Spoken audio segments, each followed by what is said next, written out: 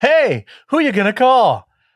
Obvious jokes are us. That's right, ghost hunting movies on this episode of Attack of the Killer Podcast. Attention planet Earth and beyond. Stay tuned for Attack of the Killer Podcast. Attack of the Killer Podcast. Attack of the Killer Podcast. Attack of the Killer Podcast. Yay. Boo. It's me, Insane Mike, your host for episode 214 of Attack of the Killer Podcast. Boo. And we are talking Boo is about right. ghost hunter movies on this episode. What does that mean when I say we are talking about ghost hunter movies? See, Attack of the Killer Podcast is a horror movie podcast where a group of friends, we get together, we pick a topic, we talk about movies within that topic, and this topic just happens to be movies about ghost hunting. This time around, we actually have our very own ghost expert and Killer Podcast alumni, an OG member of the show, if you will, to help us on these movies' authenticity. Yeah, But a little more on that later. Yeah. You too can be a member of the show from the comfort of your own living room without actually having to watch the movies I force these other guys to watch on the show. You can do that by becoming an official attacker.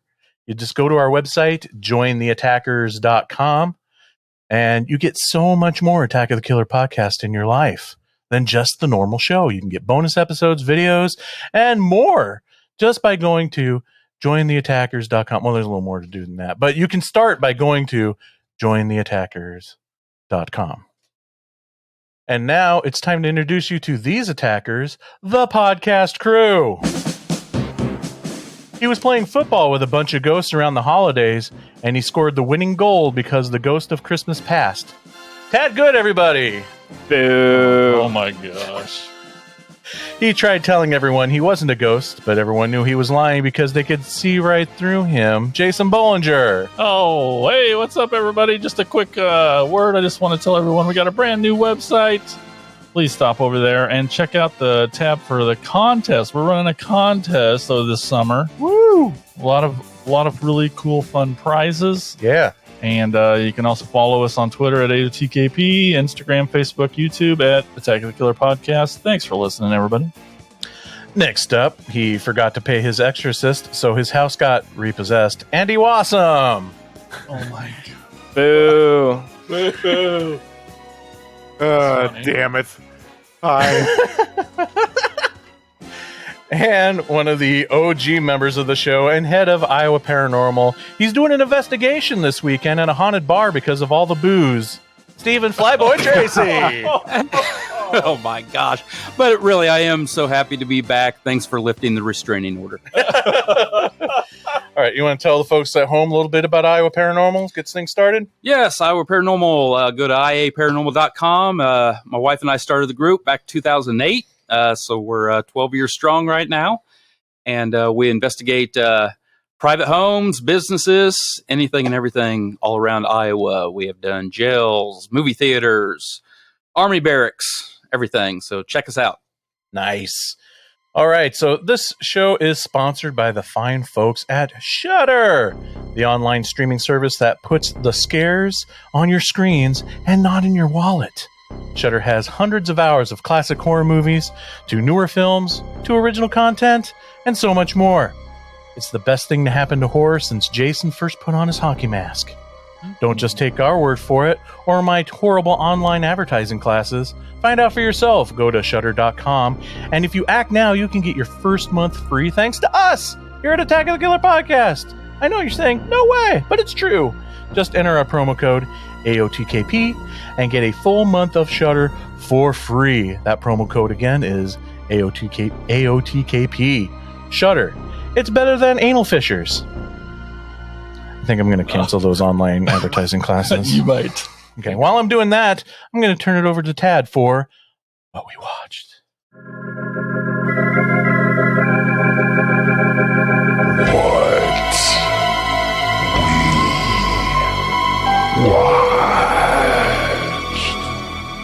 All right, we're gonna just jump right into it. Andy, what have you watched since the last time we recorded? I've got quite a few things here, so I'll try to be brief with each one. I watched a new 2020 movie with Scout Taylor Compton and Tyler Main called Penance Lane, and I actually thought it was pretty good. It's kind of like a how would I put this? It's like almost like Texas Chainsaw Massacre with like people dressed up like in Mad Max in it inside this house where this hidden treasure's supposed to be. Check it out. It's not bad. I went old school because I never actually saw this until just a couple weeks ago. I watched Fire in the Sky, and it's pretty damn scary, even for as how old it is, and it's based on a true story as well. Been watching, haven't gone through them all the way, but loving the new Unsolved Mysteries on Netflix. Check that out. I needed about 3 or 4 showers after watching this damn thing, but Jeffrey Epstein, Filthy Rich. Oh, it's awful, right? Such a uh, hard watch. Yeah. Oh yeah, it's Motherfucker. it's this dirty piece of shit. In other films, I watched. And since I'm a big canon films nerd, Hey, I've been on like this weird Charles Bronson kick. I mean, if it's a Charles Bronson movie that I haven't seen, I have to watch it. And this is it's so damn funny because it's got Peggy Lipton in it, and she plays his wife. She was Norma Jennings on Twin Peaks. And it's called Conjunte, I hope I'm saying that right, Forbidden Subjects. And it is worth the price of admission alone when you see, I mean, of course, it has to cut away because the movie would be rated X, excuse me. But Charles Bronson's playing this detective, and he comes in on this pervert, and he's like with an underage prostitute. And Charles Bronson finds like this guy's sex toy, and he teaches him a lesson with it. So yes, you do get the implied version of Charles Bronson assaulting a man with a dildo. Not like the usual dildo assault films that I usually watch. oh, you're always telling us about those. Yeah, I know, right? And then I watched a good canon film called Runaway Train. Oh, that movie is awesome. Yeah. And that movie is really, really good. Eric Roberts, John Voight, Rebecca De Mornay. And I saw this one was originally broadcast on the Sundance Channel, but now you can stream it on YouTube. And it's called No One Saw a Thing. And it's the story of Skidmore, Missouri, and how they took care of the town bully. Literally 5 or 6 people from different vantage points just opened fire on this guy while he was sitting in his truck because he was the town. Yeah, he was the town bully. He had already basically intimidated a sheriff to quit. He gunned down a man in broad daylight and nothing happened to him. He sexually assaulted girls. He rustled cattle. His name was Ken McElroy. And this happened back in 1981. And there was about 30 people who saw it happen, and none of them said shit. None of them said anything. They kept tight-lipped about it. This town did, right? And that's basically the start of this 5-part documentary series. But other murders and other strange things start happening in this town. We're talking about suicides, disappearances. A woman from Kansas said she wanted to buy a dog. So she went to this dog breeder's house, this woman who was pregnant, killed the woman there in Skidmore, cut her baby out and stole the fucking baby and drove back to Kansas. And this all happened from like 1981 to like and this town is no bigger than the one I live in. We're talking about 200 people per capita. That's fucking apeshit crazy. It's got a death curse. Exactly. Death has come to your little town, Sheriff. But yeah, and they shot him more than 6 times. But yes, definitely check that out if you're into documentaries. I mean, it's just like they basically kind of, in a sense, like you guys said, they talk about this town being cursed, you know, and I can relate to that because there's a lot of weird shit that's gone on in my town. I mean, there's been murders, a few murders here. There's been kids thrown into ditches and, you know, half eaten by coyotes and shit that made, you know, national news. So, and just to kind of tie this all together, I was at my wife's family reunion last year, and one of her cousins had a boyfriend. We get talking, and this is before I'd seen the documentary, and because I had kind of known about this case where they just gunned this man down. And he says, I said, you know, I told him where I'm from. I'm from Chester, Nebraska, and blah blah blah. And I said, he goes, I'm from Skidmore, Missouri. And I gave pause because I had heard that name before. And then, like, the realization came across my eyes, and he knew what I was thinking right away. He just says, "Yes, that's Skidmore." That's the one. And then I was just like, "Well, let me tell you a few things about my town." You know, I mean, I'm not about to get into a pissing contest with this guy because his town's a lot worse. But yeah, it's an interesting documentary, and out of all the things, I would definitely recommend that if you guys are into that sort of thing. And I had to watch this last one. I had to watch it just because it is such great 80s cheese. And, you know, coincidentally, Canon did not make this film. And it's about a gymnast who goes on a kind of like a halfway karate sort of mission for like a satellite. I don't know. I wasn't really paying attention because it was just it's a horribly bad good movie. It's called Gymkata. And yeah. And the guy who played Kurt Thomas, unfortunately, he just passed away just this year from a Like stroke. just last month, yeah. Yeah.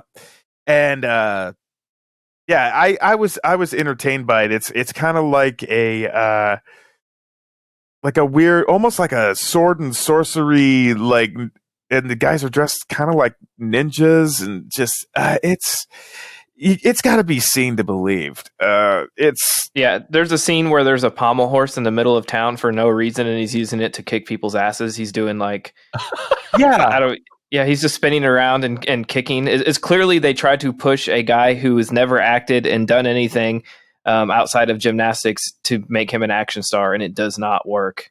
Yeah, they were accentuating what he could do well, and that was pretty much all that he could do well. You want to know why? Because he's a fucking gymnast, not an actor. Right. But yeah, those are all the ones that I wanted to talk about. But yeah, if you're in for if you want a good cheesy time and good for a laugh, and which probably I wouldn't be surprised if Riff Tracks has probably already, you know, completely torn this apart. But Gymkata. That's all I got. Well, Gymkata, I think, was like a staple in the early 90s on late night cable. It was like one of those things that I remember seeing on USA and different, maybe TNT or something. TBS, I saw it when I was like when I was like 8 or 9 or something like that. I think. It's so bad but so good. It's one of those fun ones. But Jason, let's get to your list. Might as well. All right. Yeah, no, it's not even that big. That's what she said. Oh, Boom, ching. So I've been, I caught The Green Mile for the first time since maybe it came out in 1999. It was fantastic. It was great. Sounded like a new virus. You're like, I caught the Green Mile. I was like, well, I watched a lot of TV. Like I said, I want you to wrap that thing, man. Damn. Like I said in the bonus episode, all weekend I will watch the ID channel just to get ready for this episode. There's so much paranormal activity shows, it's insane. And not a horror movie, but I just we did get to watch Eurovision Song Contest: The Story of Fire Saga.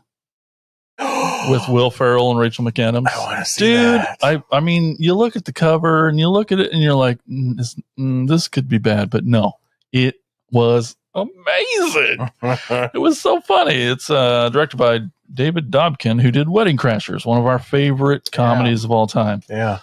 And Will Ferrell is amazing, as you could only imagine. Of course. And Rachel McAdams is fantastic too. I caught like seconds of it because Nikki was watching it at different times in the living room than in the bedroom, and I was like, "How was it?" And she's like, "Yeah, it's your Will Ferrell doing what he does. He's a guy trying to do something he shouldn't be doing. Like that's why it's so funny." Loved it. That's on Netflix. It's really good. And then I finally caught Vivarium 2019 with Imogen Poots, Jesse Eisenberg.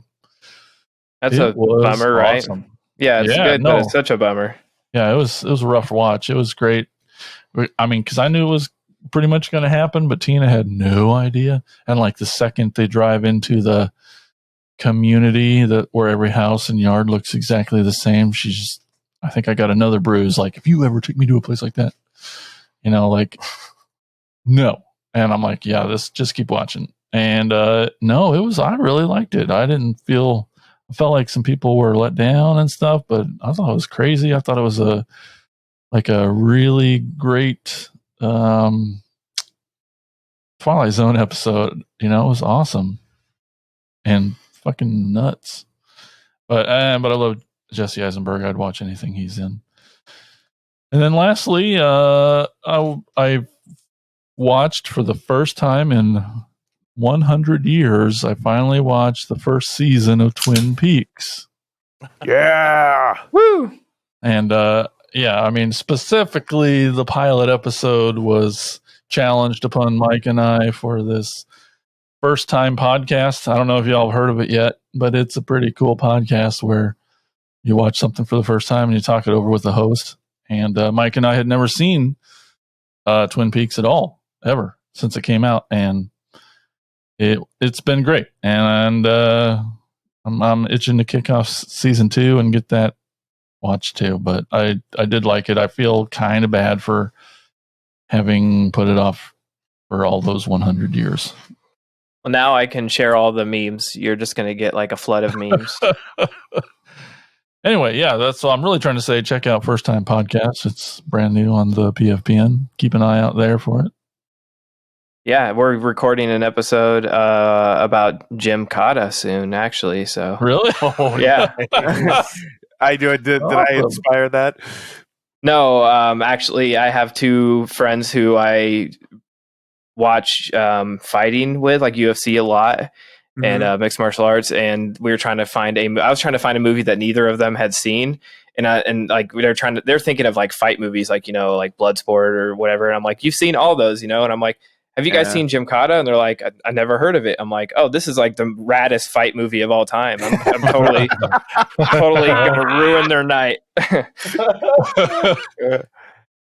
So yeah, it's Tad's new podcast. That's why it's exciting. That's what I've watched. All right, well, let's kick it to our guest, Flyboy. What have you watched recently? Oh my goodness. I spend more time on Amazon Prime watching trailers than actually watching movies at all, trying to decide what the hell to watch. Right? It's one of the best functions of Prime, getting to see the trailers. Oh my God. I feel as though that's all I do is just scroll and decide what the hell to watch. Oh God! Honestly, the only thing that comes to the top of my head that I just recently watched, I think if you checked out my latest YouTube video of some of the stuff that I've recently picked up, I bought The Hunt. Oh yeah, cool. Yeah, I really love that film. Very fitting for the times, but a lot of great humor in it. I love that. What else did I pick up? Oh, I watched Dead Alive because I got it on VHS there. Nice. Make Andy happy. And that was one of the staples growing up that I always remember renting was Dead Alive. And usually, like I said, my 4 or 5-year-old now is still in the TV and putting in Jason Takes Manhattan more times than I don't even ask. It is one of the best ones. It's my child's favorite film. How For old some- is He just turned 5. okay? For some reason, Jason Takes Manhattan is his favorite film, and he's always watching it. So I'm having to watch it with him half the damn time. So smart, so young. Yeah, I don't know about that. That's Jason Takes Manhattan. So I'm kidding, Yeah. but It's not the New Blood. oh yeah, but yeah, that's all that I can think of that's come off the top of my head. But I'm always watching films. Just those were the ones that have recently stuck out. I was obsessed with Jason Takes Manhattan, but I was probably like middle school, so not quite that young. But I remember, I think the reason that one stuck out to me was because first, just the idea of Jason taking Manhattan's really cool. I had never been to New York, and just the title alone. But I think this was when Hy-Vee grocery stores rented movies, and they had like a pegboard, and they just had a mini version of the poster that you would in like a sleeve, and you would take it up to the counter, and they would go in the back room and find the VHS tape. And for some reason, that was the only one that was always available. Like the other movies were always rented out, but Manhattan was always there. And my dad would be like, "You really want to rent that one again this week, huh?" And I'm like, "Well, yeah, I gotta watch something. You have something to watch after Are You Afraid of the Dark? So, let's watch Manhattan." And I think my parents were okay with it because that's one of the like least risque of the Friday the 13th movies. It might have a little bit of nudity, but compared to the others, I mean, especially, like Jason Goes to Hell right after, it was like, a lot more violent and a lot more nudity. So I think my parents, it wasn't a new beginning, where right. yeah, Exactly. a nude beginning. Nude beginning. Yeah. I don't know. Heads getting punched off is pretty violent. But it's so cartoony. Yeah, it's the violence is pretty cartoony, and a lot of off-screen kills and stuff. So, yeah, that's what appeals to it. It's so ridiculous, but Drowning in the toxic waste. yeah, exactly. But Mike, what have you watched? Okay. First off, I watched 1973's The Creeping Flesh, directed by Freddie Francis. Freddy. At first glance, it looks like it might be a Hammer film, but it's not technically a Hammer film. But it's from that era, from that country, all that stuff. It's got Christopher Lee and Peter Cushing in it. But I've been wanting to watch this movie for a long time because the premise alone has me intrigued. Well, the title alone had me intrigued, but the premise alone is like this doctor archaeologist guy. I don't even know where he found this, but found this like giant. Obviously paper mache skeleton with this like weird kind of monstrous head skull, and anytime any of the bones got wet, it started growing back its muscle and tissue and flesh and veins and whatnot. What are you getting at? What's that? What are you getting at?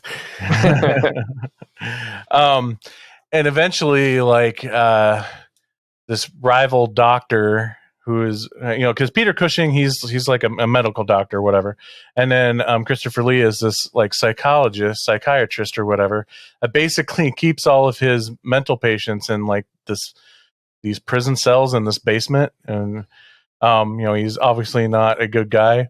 So he eventually breaks into Peter Cushing's place and steals the skeleton during a rainstorm. So the whole skeleton gets soaking wet and brings the whole creature to life. And you never get a full scope of the creature, but there's some really cool techniques that they use, like with the shadow of the monster and some cool POV shots. Because I guess you do get to see, its face and its like weird, glossy monster face that it is. So there's some cool POV shots from the monster's vision, which looks like they shot it through the fake head, through the gelatin non-eyes that are there. So that's pretty cool looking. It takes a long time to get there, to get to the monster. So it is a very slow burn, but that last half is so much fun because there's a lot going on with like Peter Cushing's wife. She's crazy, and she ended up like killing herself, and her daughter's now crazy, and something about like injecting the blood from this creature will make you crazy or something like that. I missed a lot of that shit. But and one of Christopher Lee's mental patients has escaped and stuff. So there's all these subplots of these this mentally deranged woman and mentally deranged man kind of wreaking havoc on this town. We finally get to the monster and whatnot, and then it has a really interesting little twist ending there that I really, really thought was pretty cool. But so there was that, and then just this weekend, Brandy and I watched the documentary "The Mothman of Pleasant Point" by Small Town Monsters. It's from 2017. Have you seen it? Point Pleasant. That too. Whatever. Point Pleasant. I better get that straight here. Yes. Don't them things up, Mike. And you'll be excited to know, Flyboy. I was saving this till now. Like, Brandy and I are we're having a vacation here at the end of the month, and that's where we're going. No kidding. Yeah. That's awesome. She's a big Mothman fan. Right. It's her favorite cryptozoology thing. Monster, creature. So how do you go hunting for that? Just like light a candle or put up like a light? Well, gonna hang sweaters from the trees. Now we're gonna hit the museum. The museum looks cool. Really excited about the museum. A couple of the restaurants that do theme stuff, like this coffee house that does theme stuff, and the pizza place that does the Mothman pizza. Right. Yeah, I'd love to go there. I've talked about it the past few years. I think every September they have the Mothman Festival. Yeah, they have the Mothman Festival, which figured they'd be canceled anyway, Right. so we might as well just go. They do like tours, don't they? Out at like the TNT area, I believe. Oh, I don't know. I hope so. Yeah, because we want to go out that way to the right. TNT. Yeah, they have a bunch of activities, I think, all year long that you can do different tours around the place, and it's pretty cool. It's a cool doc. Like, it's really expansive, not just on like the Mothman thing, but then like the Men in Black, right, and the grinning man. I keep forgetting his name. And then the whole bridge collapsing thing. Right. So it's really interesting that this town has really embraced it, and so we're pretty excited because sometimes especially in a tragedy like the bridge thing happens, like nobody wants to talk about it. Yeah. Screw tourists and stuff like that. But this town seems to really embrace it, and I'm kind of worried too with everything that's been going on. That obviously has become a big part of this community's economy. It has to be, right? Absolutely. And make sure when you go there, if you're going to stay anywhere, stay at the Low Motel, I believe is the name of it. It's just right, I think, next to the statue. Is that the haunted one? Yes. Okay. Yes. I looked that up and I couldn't remember. I was trying to tell Brandy of like, I saw there was a haunted hotel as well. I couldn't remember the name of it. We're not staying full of moths. Yeah. We're not staying there. There's actually a really cool like little mom pa in the hotel in a town across the river. Okay, right. Yep. That we're going to be staying at. That looked really, really cool and had a nice hopefully view over the less river. haunted. Yes. Probably. Sleeping's good. So, but yeah, it's a cool doc because it's like, I was familiar with the stuff a little bit, but not that in depth, and not realizing it's a tiny ass town with everything that went on, So anyway, so that was a good doc. That was fun. And then I rewatched just last night. This Is the End, because I wanted to show Brandy some of it. She's a big Michael Cera fan. Oh. So I had to show her the Michael Cera scenes for sure, because he's probably my favorite part of the movie, even though he's only in the first 10 minutes. It's just that scene when he's like, "Who took my cell phone?" And then he finds it in his back pocket after he was impaled by the lamppost. Oh, that's embarrassing. I've been wanting to rewatch that recently just because I've seen a lot of every time I see so many of the cast members, but in other stuff, I just I'm reminded Jonah Hill specifically when he's possessed in that movie. Yeah. Oh, the power compels you. Oh, it compels you. Oh, does it? Does it compel you? Oh, that movie's great. That movie's great. Well, it's just such a crazy concept, That just they're playing themselves very meta. At the yeah, and they all portray themselves as total idiots and pieces of shit. That's what's so great about it. And then the coolest thing ever is Brandy was doing some pawn shopping and found the full all the seasons box set of The State. Mhm. So I've been watching. She is letting me borrow it, so I've been marathoning through those. Good. And it's such a good show, so great. So many things spawned from that group. Oh yeah. It's unbelievable. So if I start saying throughout the episode, I'm going to dip my balls in it, then You'll know. you know why. where that's coming from. You finally have a reason for Yeah. having said that. Anyway, that's all I've watched. Excellent. So I guess What's Deb that been just watching? this leaves me. I haven't watched a whole lot. I've watched An Evening with Beverly Loughlin, which is new, not really new, but newer Jim Hosking movie because now it's on Netflix. He's the director of The Greasy Strangler, and definitely is me and my wife's type of humor. So we watched it and really enjoyed it. It's not good. as disgusting and outrageous as Goodness. Greasy Strangler. It's more actually, funny enough, reminds me more of like Twin Peaks and David Lynch. It's like almost like a parody of Twin Peaks or something. I could see that. I makes could see sense. that. I know, Jason, you said when you watched it, it didn't grab you as much because like these were obviously well-known actors that we know playing these parts. When you watch The Greasy Strangler, you really think that these are just people off the street being themselves in the movie. Mm-hmm. But I still really like the movie, and it has some. it's Yeah, still good. yeah. I loved Emil Hirsch in this. You could tell he's never done something as zany and crazy as this, so he Right. got to go all out, and you could just tell they were having a blast. But I do definitely agree with the idea of seeing the big names, like everybody. I've recognized almost everybody, even the people that I would not normally recognize. I recognize them because they're in Greasy Strangler. So Yeah, like all the anybody Greasy who's Strangler alum, yeah. right, anybody who you don't recognize as a big star is just someone from Greasy Strangler. So you recognize everybody. But I liked it, and I wouldn't say I is nearly as memorable as Greasy Strangler, but he definitely has an aesthetic, and I laughed a lot in this one. I think it actually came out like maybe last year or the year before, but it's finally hitting Netflix now, and they seem to really be pushing it. I'm not sure why, Yeah. because I feel like a lot of people Names. will Be tricked. turn it on and instantly be like, "What am I watching?" Uh-huh. Like my boss who did that. He's like, yes. he's like, "Have you seen this Evening with something?" I'm like, "Yeah, Beverly Flynn." And the funny thing was, my boss saw The Greasy Strangler in the theater because of me. So Oh, that's amazing! right. So I was like, "Oh." Hasn't fired you yet. That's Yeah, awesome. I was like, you have to realize, that's the same director. And then he started it, and his wife was like, "This is too weird. Let's watch something else." So he abandoned it.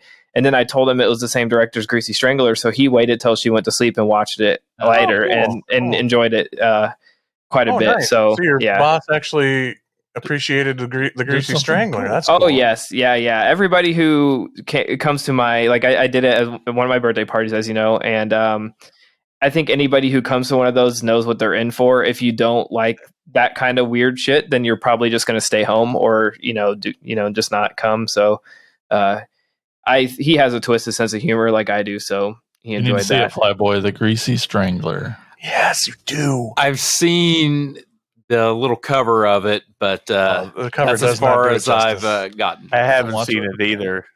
Oh, Andy, I've had the opportunity. I've got the streaming service, but I just haven't got around to it. guys, it's on Amazon Prime. We could do it as a group watch watch. party.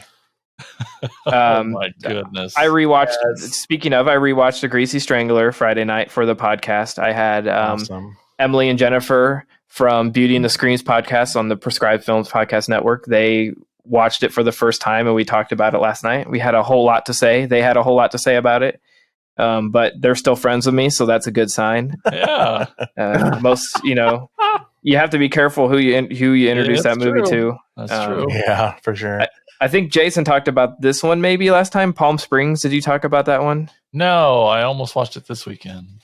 I feel like someone talked about it. Maybe I'm just thinking something else, but I watched that on Hulu. Was it good? It looked good. It's fantastic. Yeah, Andy Samberg, really funny. It's hard to explain without giving it away.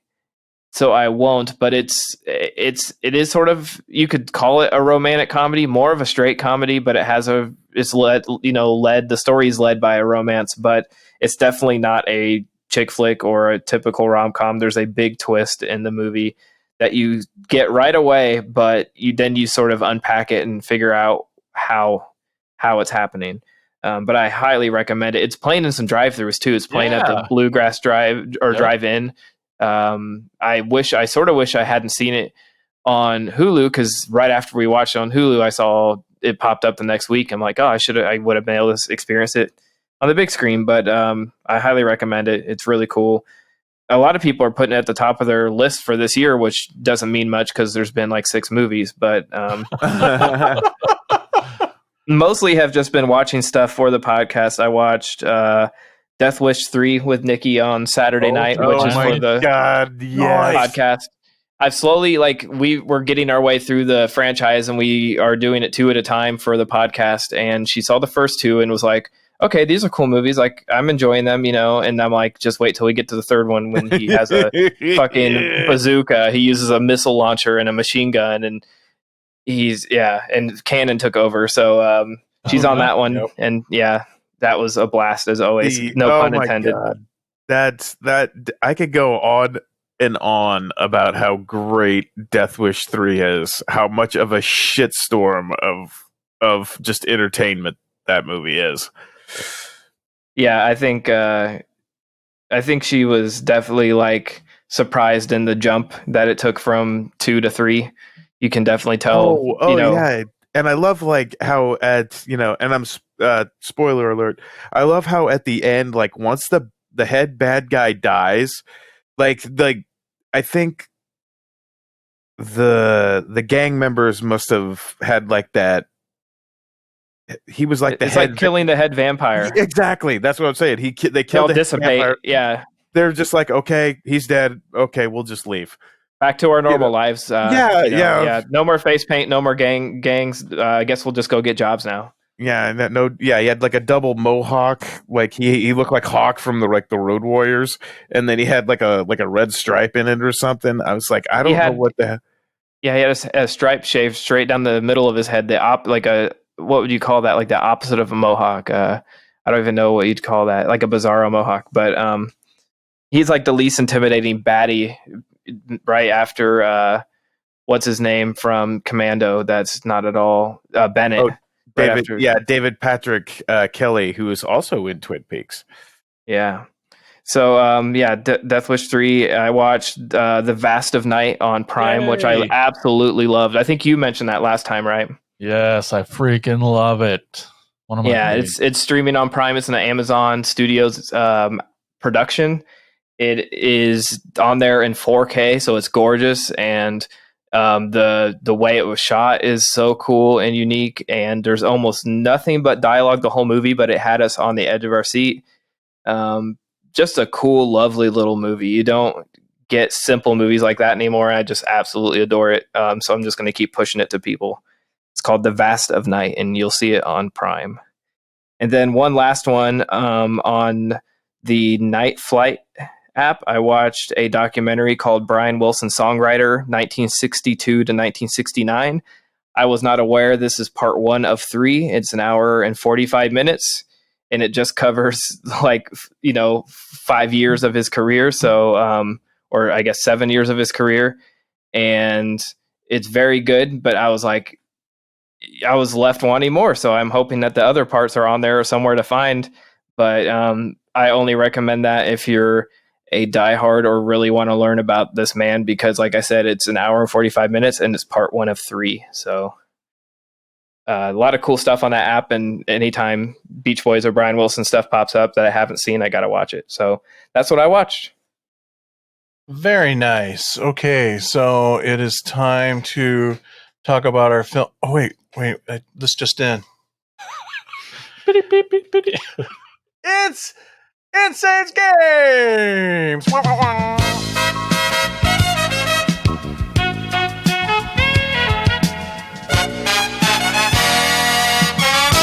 That's right, Insane Games with me, Insane Mike.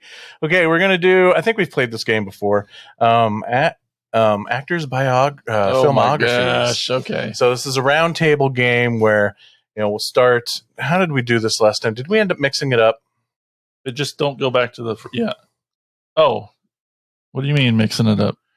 Like, did we? Okay, because in my mind it's like year 1, year 2, year 3, year 4, and then just keep going around like that. Yeah, I think for this. Yeah, for this one, that Yep. you got to do it Yep. that way. Okay. Yep. The actor S in question that we're going to play is D. Wallace. Oh. Okay. And so we just keep going until we can't name a movie, correct? Exactly. Okay, so starting off with Jason. Name a movie. Horror movie. By the way, horror movie. I should emphasize. Horror movie with D. Wallace. Cujo. Very good. Cujo. Who's next? Tad. 3 from Hell. For some reason, I knew that would probably be the first one you'd say. Andy. Critters. Very nice. Flyboy. Rob Zombie's Halloween. Excellent. I know your favorite. Jason. Back to you. Let's go with. I hated this movie so much. Red Christmas. But really? It's bad? I hated it. Oh, man. Bummer. I'm Sorry. Yeah. I mean, I think, I remember Andy said he liked it, but I couldn't do it. I'm so sorry. That's okay. We'll forgive you. Tad. The Howling. Damn it. Yes. Flyboy. Wait, no, I'm sorry. Andy. Popcorn. Damn it. Yes. Oh. Flyboys. Shit, I don't know. I can't think of any. I'm sorry. Flyboys out. I'm out. Okay, back to Jason.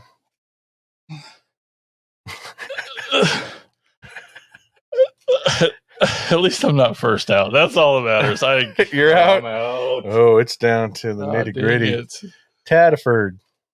I am, now that everybody said Rob Zombie stuff, I think she's in Lords of Salem. You're right. She is in Damn Lords of it. Salem. Andy. Oh, shit. Come on, Andy. Kick his ass. He always wins. You guys are going to so kick yourselves Oh, I in the know. ass. Damn it. I'm drawing a blank here. I know there's People more. are screaming at their cars. Oh. How many accidents we've just caused. Oh. You're out? Yeah, damn it. All right. Do I have to name one? I was gonna say, do I have to name one more to win? Because I think she's a landlady in the House of the Devil too. But I'm sure she's in like a lot of older horror movies that I don't remember. Yes. Such movies as The Hills Have Eyes. Duh. Oh, God. The Frighteners. Oh. Jesus me. Christ. We just referenced that. I know. This one a little more obscure because I think she was a very tiny part. I don't even know if she had any words in the movie, but she was in the original Stepford Wives. Oh. I wouldn't have gotten that one. She was in Abominable. I love that's that right. movie. Yeah. I love that movie. I love that film. Damn it. Flyboy. And those are the big ones I knew you guys would be pissed. Well, wait, there's one more. I know it's everybody's favorite. Death House, 2017. What? I never that saw piece it. of shit. But then also she was in that newer Critters movie, Critters Attacks. The Critters Well, that's Attack. not. Well, you mentioned critters. But It's not that's not the one that they cut up into episodes on Shudder. That's the one that came out after it. Because I think she reprises her role from the first movie, if I'm not mistaken. Alligator 2, The Mutation. Almost said that. I know, right? Yeah, that's it. The rest is a bunch of garbage like Robo Croc and Little Red Devil, whatever that is. Okay, that was fun. And we went by pretty Yes. quick on that one. Really fun. It's fun for me. Yep. All right. So thanks for playing our game. You get a year's supply of rice-a-roni, the San Francisco treat. I'm expecting that now. Oh. Well, okay. But it's the really gross flavor, so one box will last you a year. Okay. Okay. Jason, what's our first movie tonight? The first movie we're going to talk about tonight is from 2016, Another Evil.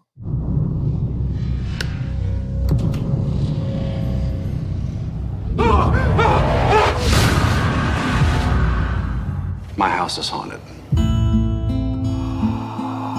So here's the good news. The ghosts are ambivalent. In fact, they're actually kind of cool. So how do we get rid of them? Well, that's the thing, you don't. These entities are just trying to go about their lives. Whoa.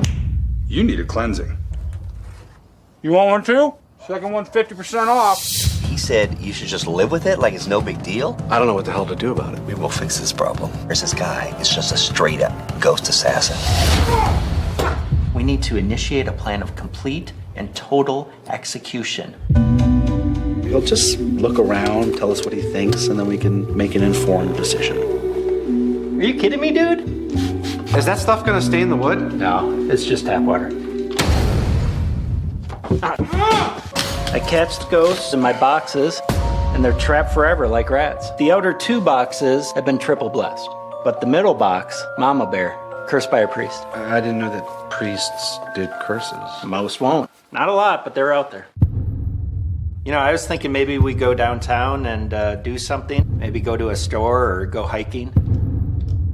I drink all the time when I'm ghost hunting. Helps me see ghosts, to be perfectly frank. You see that? Yeah. Bam! Wanna go get a cheeseburger? Spending these last few days with you, chilling, catching some ghosts, I needed it. Come on! I think we've done all we can to the ghosts. We're not done. I mean, we've barely just begun. I'm just gonna sit this one out. You don't want to see this ghost trap? It's my favorite. It uses magnets. Why are you being like this? Do you even think of me as your friend? I am not abandoning my post. Hey, sorry about that. I had to get naked to feel the energy of the living room on my bare skin. Uh-huh. Bacon and eggs? That's right. The Shudder exclusive, Another Evil. We can't do the trailers live on the show anymore. I'm pretty sure. I can hear you guys laughing. Yeah. Couldn't help it. So, after encountering a ghost in their family's vacation home, a couple hire an exorcist to a ghost assassin to get rid of it. They soon realize that ridding the home of the evil spirit will be more difficult than they imagined. When I first watched this movie, it was back in 2016 I had to watch it for the year-end show. So Yeah. We didn't know who Colin Robinson was then, but so going back after having the What We Do in the Shadows guy a lead in a movie, Which, by the way, before I'm just saying he's my favorite character on What We Do in the Shadows. I'm sorry. he might be. I'm an He's- Andor he's- guy. You would be. I was gonna say I'd recognize him as Kenny K. Strasser. Do you remember that? Easy for you to say. Do you remember that at all? No. No. We're talking about Mark Proksch. Prosh? Well, you guys will remember this when I mention it. This guy played a bunch of pranks on local news stations. He basically booked himself on these shows as a yo-yo master, and then he'd get on air and totally fuck up. And That does sound familiar. that is him. Oh, this dude's comedy his sense of humor is amazing. Yeah. Oh, And- yeah. And it just makes me so happy that he gets to be the lead in a movie. Oh man. And before we get going too far, I just want to say how happy and excited I am that we have Flyboy here for all 3 of these movies. Because every one of the movies we watched tonight, when I watched them on my own time, I'm like, I wish I was watching this Flyboy. He really, how do you not watch these and not think of him? And Especially the scene when he has to ghost hunt naked. yes, he's always looking Right. for a reason to feel the ghosts. But how great's this movie and its did you dry even, humor? Did you even finish the description? I feel like I did. No, Oh, I did. okay. All right. Sorry. Yeah, it's so dang funny. I like it because it's dry. It's really dry. But it's all about his sense of humor. It's like he helped write it, but I know he didn't. Had to have been But improv going on. oh, a Yeah. lot, a lot. Oh, It yeah. is directed by Carson Mell, who his biggest note for me was he wrote for Silicon Valley, which I love that show. But yeah, he wrote and directed it, so it's pretty cool. Yeah, again, it's all about Mark Prosh Osborne. His sense of humor, man. Oh my gosh, everything he does it's so funny. Yeah, this could have been horrible if they did not have him in this role. If they would have Right. got the wrong casting down and had somebody not as dry and perfectly weird as him. He just plays that character so well. I mean, the movie, as it is, borderlines on the like disturbing and creepy. So yeah, anybody else in that role, the movie would have had a completely different tone, I think. Yeah. As I So was, yeah. well, I was to say, as I was watching this, it just really reminded me of like, Get Him to the Greek. Hear me out. It's like a ghost hunting version of Get Him to the Greek, you know, because like a guy is supposed to, in order to get what he wants, you know, he has to bring in this other guy, or, you know, in a weird sort of sense, kind of babysit him, you know, and the guy that needs the help and has to end up micromanaging this other guy's life, essentially, you know. He comes to this guy for help, and then he basically ends up helping this other guy. He's like very, very clingy, and he's not really even really doing anything by my estimation. And it's just, every situation is just funny as hell. I mean, to the highlight of the film for me is when he starts telling that story, that really long drawn out story in front of that, you know, that candlelit table that's supposed to be a ghost trap. And, you know, just they talking about his buddy having like, you know, they're messing with the corpses in the mausoleum, and the guy had a staple in his dick, and just all this other shit, just completely bizarre. I mean, more power to his co-star for trying to keep a straight face during that shit. Oh, Yeah, no kidding. It made me think of like the Cable Guy, Oh, yeah. yeah. Ooh, that's a really good comparison too. or yeah. or that mixed with Creep, like the Creep movies. yep. Yeah, maybe leaning a little too more to the creep at some points, but I don't know. Like, if you go back and watch Cable Guy, it's pretty freaking dark. It is. Oh, absolutely. Yeah. Yeah, I thought this one was a blast. Like you said, it had he rode that edge perfectly, where it's funny and then it gets a little creepy and dark, and then he brings it back with a off-color joke or something that he probably shouldn't say. This one's pretty fun. I mean, you can tell it's a small indie movie, very minimal cast, very, you know, no big elaborate sets and stuff. But I think it benefits on my end, because this was a first watch for me, watching it after I'm familiar with this actor Oh, yeah. and I'm a fan of his. I think if I would have watched it back then, I probably still would have liked it. Maybe I would have discovered him earlier, but But it was better. It's better. yeah, having a love for him, I'm like, yeah, this I really went in with that attitude, like I'm gonna laugh a lot, and I did. Yeah, I thought even the scary stuff was pretty scary with the ghost stuff, and Oh, yeah. I thought it was. Got me. Uh-huh. But with all these movies, I mean, of course, I want to know what you guys think, but I'm really excited to hear what Flyboy thinks of these movies. Yeah, He's a real life ghost hunter. and we picked all the jokey Comedy movies for ones. this Yeah. episode. Yeah, so here's my thing, right? So I have a hard time watching these films just because I'm so Work brain. I'm analyzing like, really? Is that you know, all that shit. So outside of all that, I love the film. Thought it was fucking hilarious. But like I said, there's just so many things of why was the house haunted? Did they cover that at all? Did they? I don't remember. I don't think so. I don't think they even Right. scratched the surface to that at all. Right. Yeah. And so that was driving me nuts throughout the whole thing was there's Need a no, story. well, yeah. What's behind this? Who has a fucking ghost trap? Okay. The ghost assassin does. The ghost assassin does. Goddamn Just- ghost assassin. So many of the methods. I thought the first guy, the first ghost hunter Right. that was there, made a whole hell of a lot more sense. Oh yeah. Than the second guy, obviously, where he's just like, and that's something we've told people is they don't necessarily mean that they're evil in this place. Right. They're just, wanting to get attention. Basically, that guy made the most sense.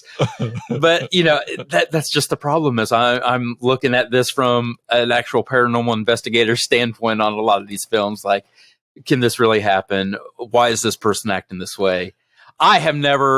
I've stayed at a lot of people's homes, over the years, and I have not been naked. You haven't Out in tried the to living room. befriend one of them Right. longer than you needed to. Did you ever get a stripper when you were ghost hunting?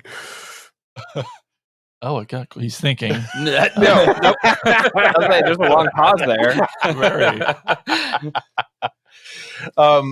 Did you watch this one first or? Yes. Really? So I'm imagining good. by the time we get to the last movie, he had just given up on the whole Yeah, logic he's like- side of the ghost hunting. 100%. Yes. He's like- out the fucking He's window. like, here's another fucking comedy ghost hunting. I just give up. It's done. Done. The one thing that I really enjoyed about this film, just because it right when it got a little dark, and it could have just been really off-putting, and it could have taken you away from the movie. It brought you back in with like a hint of silliness, like for instance when he ties the guy up to like that little kitchenette or whatever, like the leg of it. And he leaves him a little note with like Nutter Butter cookies saying, "I had to do this. I'm sorry. I'm a good man." And he leaves him these cookies that he has no possible way of getting to anyway. It was just so silly, and it's just like I think that's the small little things that the movie needed to bring you back into the giddy fun entertainment part of it. And the thing is, there are some people out there, investigators, that are really like that guy. Not necessarily him at the end of the film, Oh, okay. but coming into initially into the home, just have some Or goofy ass. Yes. crazy There are a theories lot. I've over the years gotten phone calls from other investigators that you can just tell over the phone that some of their They just made some shit method, up. were just like this guy. They've Absolutely. got like the whole Bill Hicks comedy, dress up, with the black cowboy hat. And, What the? yeah, Which is a look that does not work on him at all. That's what makes the it great. Bill No. Hicks starter kit. Oh my god, so good. Yes, So funny. definitely Yeah. love this movie. And like I mentioned a couple times now, like all the movies on here are comedies. Yep. But I would have to say, like, as far as if you want to dig into maybe subgenre of comedies, like they are all different. Even though all the themes have ghost hunting in them, all of them are comedies. But like Take a this one different definitely approach, this one's definitely got more of a dry humor to it, black humor to it. Definitely I think it was Tad that said just how like it's only a couple people really in this movie, not a lot of locations. I dig that Nothing stuff. flashy. There's no. Yeah. Definitely low budget, but Yeah. does the low budget right. you Yeah. know? Yeah, and as we mentioned, some of them at the beginning, them jump scares, there were a few really good ones. Yeah, absolutely. And if you enjoyed this, you should check out Extraordinary, which I talked about probably like 3 or 4 podcasts back with Will Forte. It's very similar in Writing it down. tone. Yeah. These could be like a great double feature of these 2 movies. Everybody's writing. Yep. Uh huh. Oh, we're not talking. Yes. Yeah, I'm good, man. Awesome. So cool. Definitely thumbs up from the whole crew here. Tad, what's our next movie? Our next movie is the 2016 movie Ghost Team. Come in! Come in! Somebody come in! Oh no! Oh God! Don't do that, you dick! I remember when you were a little kid, you used to dream of owning your very own print and copy shop? Nope. Yeah, me neither.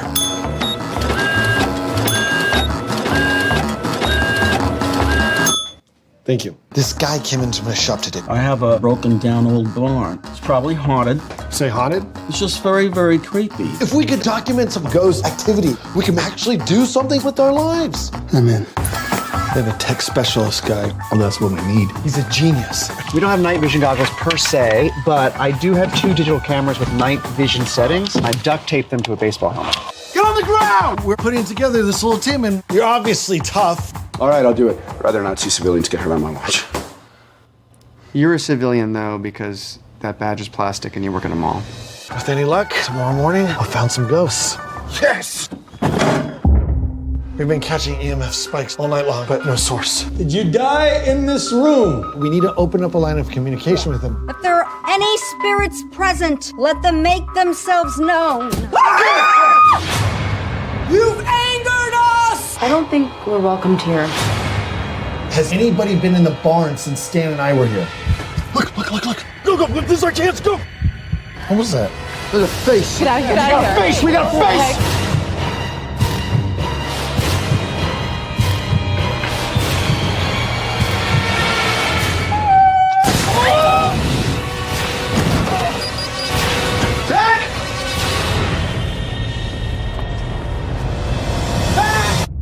Ross? This is like where Mel Gibson sees the aliens in Signs. Give the alien thing a rest for 1 second. Okay, 2 of our friends just got taken by demons. Oh, so it's okay to believe in ghosts, but aliens are ridiculous. Do me a favor, if you see a zombie, don't shoot him in the chest, okay? You gotta aim for the head. Quit it! Stop it! You're getting spit on! I don't want you! Okay. This movie, I'm going to read the synopsis real quick and then talk about it a bit. It's a paranormal obsessed man mounts his own investigation into the beyond with his depressed best friend, misfit nephew, a cable access medium, and an overeager security guard. Now, this movie has a pretty huge cast, especially for the time, I guess. Actually, 2016, probably some of these are a little on the downswing of the career, but a lot of recognizable faces. I mean, right away, the lead is John Heder, who you know as Napoleon Dynamite. David Krumholtz, who is in a lot of teen comedies in the late 90s, early 2000s. Justin Long, who everybody knows and loves. Even Amy Sedaris plays the TV psychic medium. And sort of rounded out with Melanie Diaz, who I did not recognize.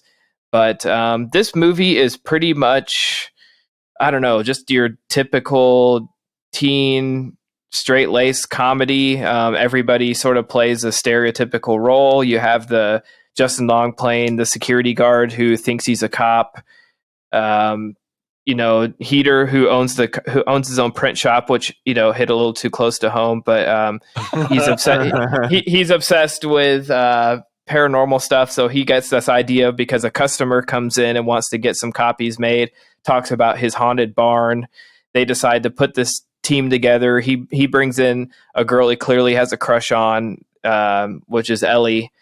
Brings her onto the crew, and then they hire Amy Sedaris, who's hilarious in everything. I absolutely love her and everything from Strangers with Candy to her At Home with Amy Sedaris on True TV is one of my favorite shows on right now. But they bring her on, and she's clearly not at all fit for the job. She's a bullshitter on TV and is doing it for the money, but it results in hilarious stuff. But I think the thing that is maybe most disappointing about this movie is the direction it takes with a twist. I mean, we're going to spoil it anyways, but they get there and realize that the barn is actually a meth lab.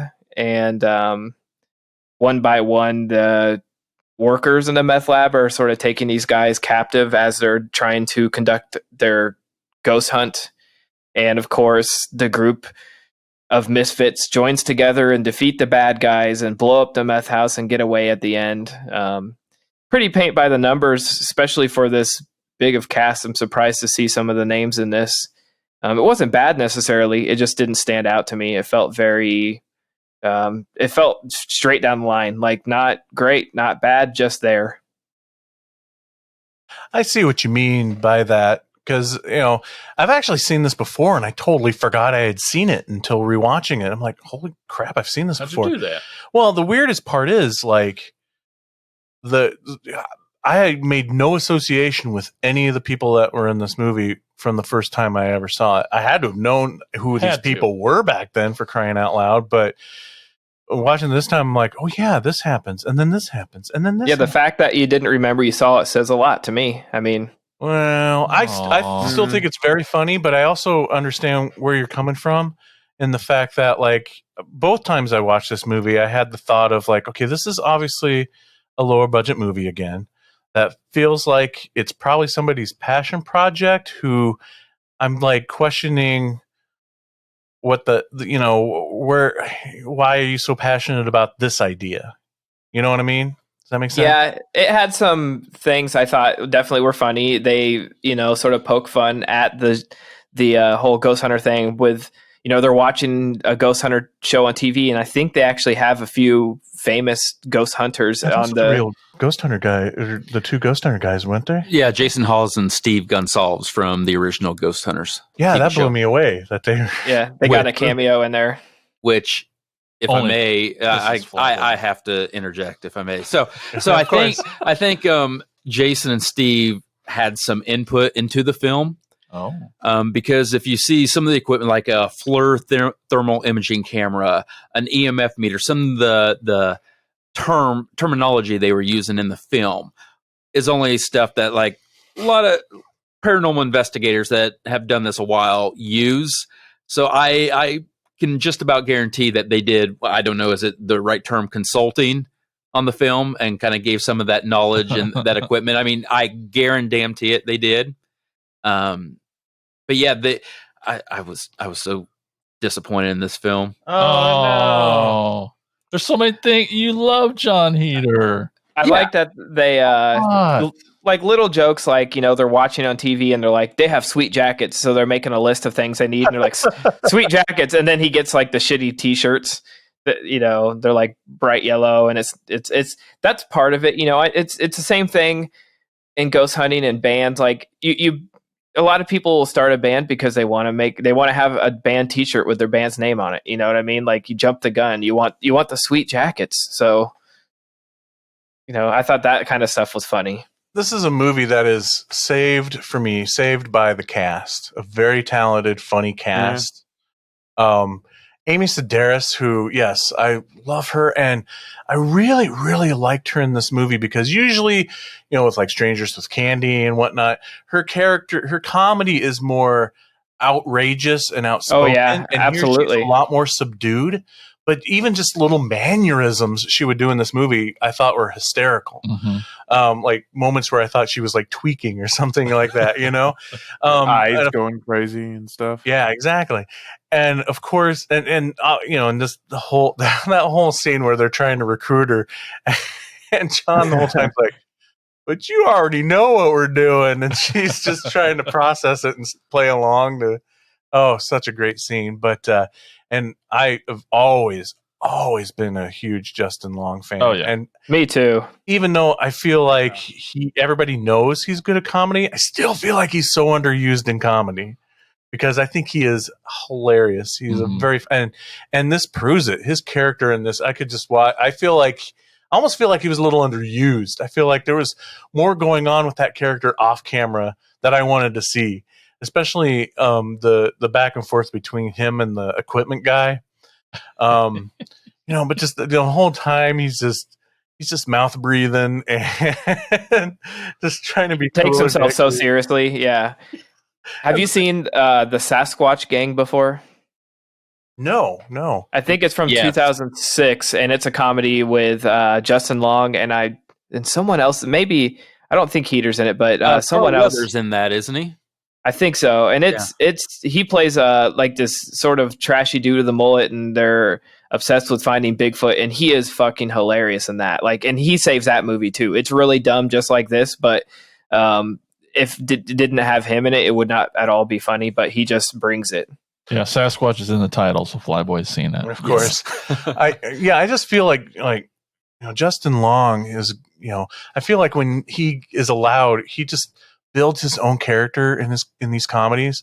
I mean, that's way more apparent in any time he shows up in a Kevin Smith movie, that Kevin Smith did not write anything for him, and he's just like, you come up with the character, to me it just seems obvious in a Kevin Smith movie, but like this too just seems like he had maybe like the groundwork, and he just totally developed this like awesome, hilarious character.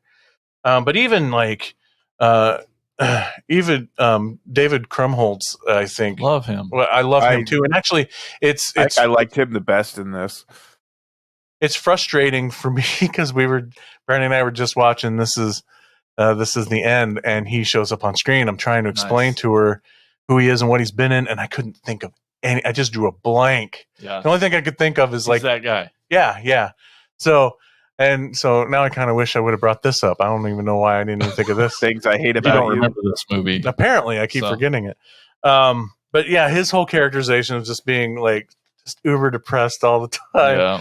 I think one of my favorite scenes that he's in is when they're in the department store at night, and Justin Long's character's like, "You got no guns?" He's like, you can shoot me, that'd be all right.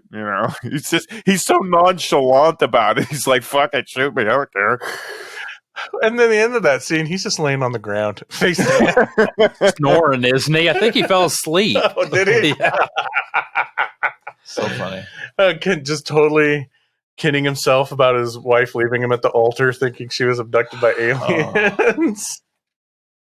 Oh, it's good. And just gold. And when you come up with a ragtag team of crazy, outrageous characters like that, then I'm in, regardless of, not very inventive script.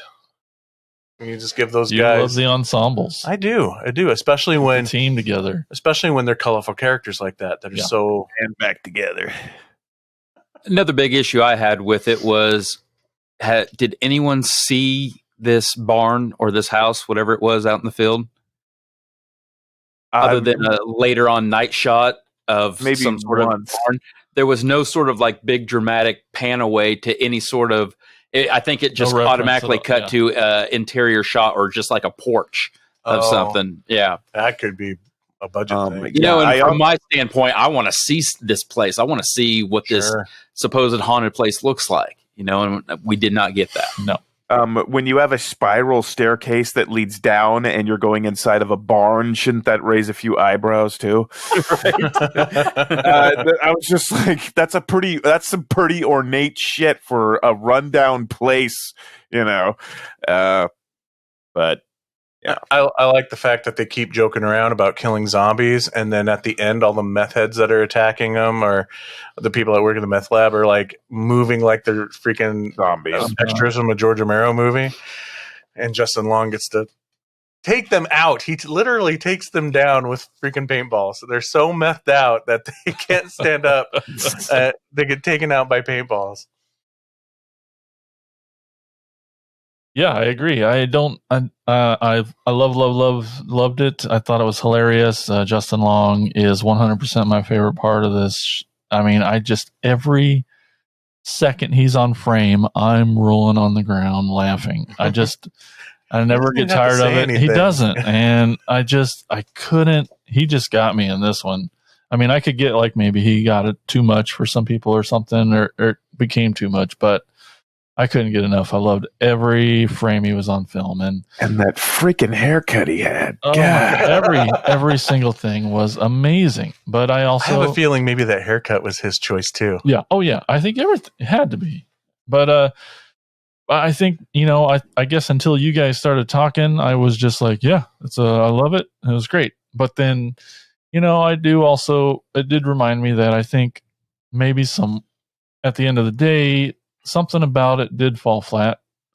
And I don't know if it was the writing or the directing, but like you have the cast. Yeah. And I feel like the writing probably was there, it's not because the story's good and it's funny. It's but good. Like, it's just not. just a lot of them scenes just didn't. I don't know if it was the music or the way they were edited, but like there was, it just seemed like some of it fell flat.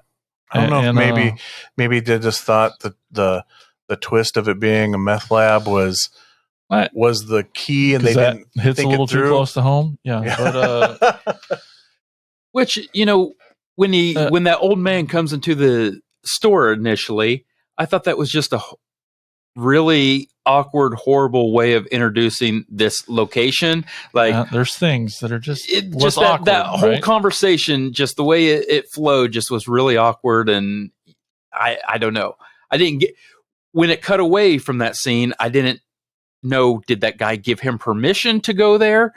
Did what? Yeah. It was really strange. I have a feeling they tried to make it seem like maybe he did have permission by leaving that information out, just jumping from the end of that to like, hey, we're doing this, so that the reveal of like the meth lab and they're really not supposed to be there is kind of like a reveal. But I don't think it was a very good setup. If that was supposed to be a surprise, we weren't really supposed to be here. Yeah, I think this movie has tons of amazing pieces. Yeah. I just don't know if in this one it adds up greater than the sum.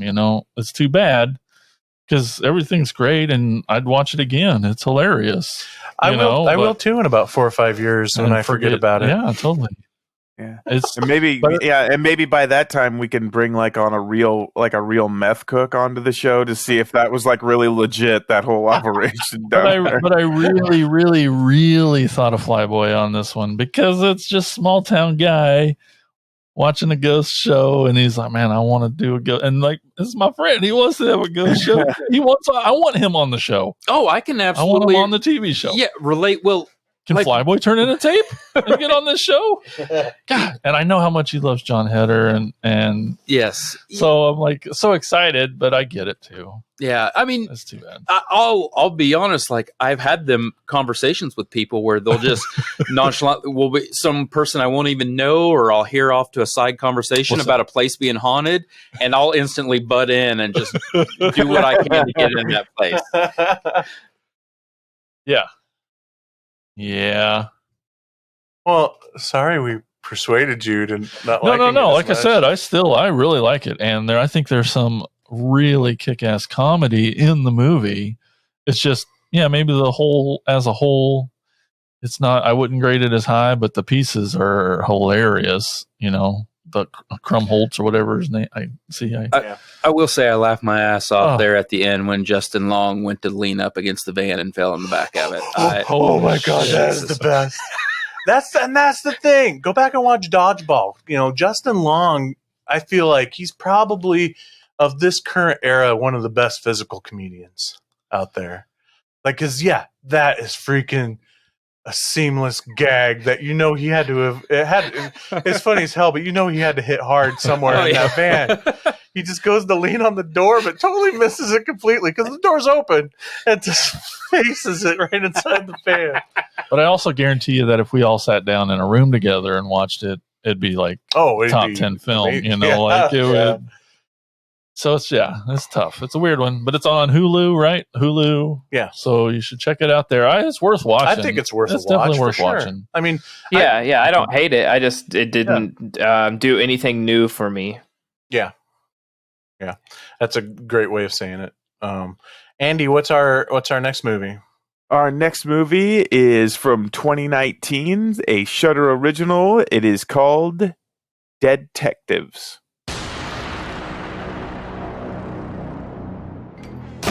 I fired your voodoo tweaker ass. Get your freak show out of here before.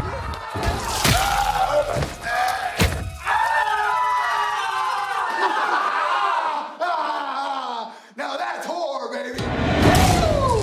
There she is, guys. The most godforsaken casa in all of Mexico. What was that? A ghost, and it's possessing my ass. You are disgusting.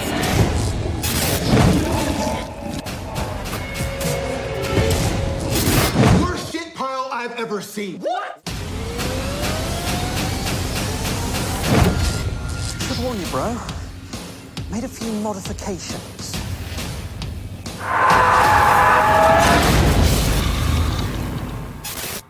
Okay. Detectives 2019, directed by Tony West. I will read straight from the Shudder synopsis because I'm lazy and I didn't write one. A team of hapless reality TV ghost hunters experience a true paranormal activity for the first time while making a make or break episode in the most haunted mansion in Mexico. Facing cancellation on one hand and supernatural entities on the other, the team must figure out a way to bust the ghosts, deliver the episode of a lifetime, and escape with their lives intact. A Shudder original. The crew here, I believe their names. Let's see here. Sam, Kate, Lloyd, Javier, April, who comes in later, and Bob. Basically, they all have to. They're on a fledgling ghost hunter type show, and in the beginning, they're doing like really cheesy, ghost rigging stuff. Really corny shit. Just to, like the wind is flying, it's like a fan going on him, and then there's like the spirits moving through him. Just really, really stupid shit that nobody's going to buy. Which is why their ratings are in the crapper. But soon their production company learns of this mansion down in Mexico, and supposedly it is truthfully haunted. And Kate, the tech girl of the group, they really want them to actually help people instead of doing all this theatrical shit. Turns out down in Mexico, the mansion is really haunted, and they really have to rely on the brother Lloyd, who is like in this wholeheartedly. And it turns out they have to fight off this. I believe the ghost father's name is Ezekiel. It was Ezekiel killed his wife and his kids, and they've been haunting the mansion ever since, and anybody that goes into it. Really liked it. I thought some of the jokes were pretty good. My favorite by far is Javier, with the Pinche Mexico. He keeps calling everybody pendejos, and just the relationships between everybody. I really liked. Okay, I'm trying to find my line of the movie, but I would have to say the best runner is I've made modifications, and because that just definitely applies to everything. Feel free to jump in, guys. I'm with you. I think Javier is my favorite character as well. I'm blanking now. Did you mention that he dies in the movie? No, but yeah, if you want to, there are spoilers. We always have spoilers, so yeah. And that angle, well, that happens within the first half of the movie anyway. It happens pretty early. It's a neat, that aspect of it, I thought was the hook that sunk in for me, because like up to that point, I'm like, okay, yeah, this is kind of, whatever. And then like he dies and and he's still part of the ghost hunting team in a way. I thought was, that's brilliant. That's comedy. That's great. That a lot of fun could be had with that concept. And they do some really great stuff. One of my favorite bits is when they're talking when they're having Javier translate for what she's saying to the ghost children, and he's paraphrasing in the only way that Javier would paraphrase. I thought that stuff was really, really funny. Usually a scene like that, they would perfectly translate it back, but he's like using curse words and everything. Yeah. And then just the idea of how are they going to be able to see him? Well, he put a freaking sheet on his head. Yeah.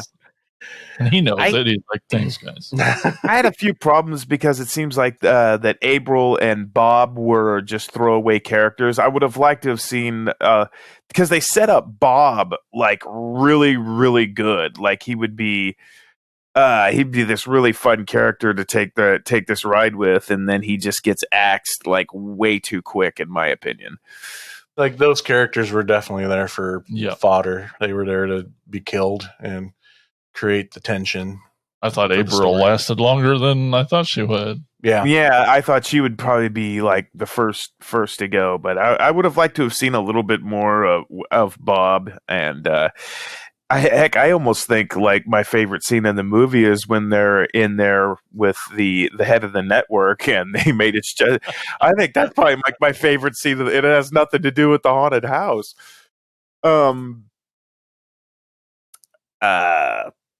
Just a lot of them, like with Javi, not being able to walk through the wall, and he's always saying puta madre, which is, motherfucker. And, just a lot of the gags with Javier or Javi, just, it made the movie. It pretty much, in my opinion, saved the movie for me. Yeah, it really did for me too. Just not just the character, but again, the concept of one of your main characters gets killed, and oh my god, it's a horror movie. One of the main characters get killed, but then his ghost is now here and can help the rest of them try to survive this thing. It's like he's a detective. Oh shit! Sorry, drink. And just a lot of the fun things that they play with that as well. Like again, another favorite moment right there towards the end where. The light, they're walking out and the light's there, and Javier thinks it's for him, and he just stands there and falls backwards into the light, but it's not for him, and he falls flat on his back. Yeah, just tries to do the Nestea plunge and just completely, beefs it.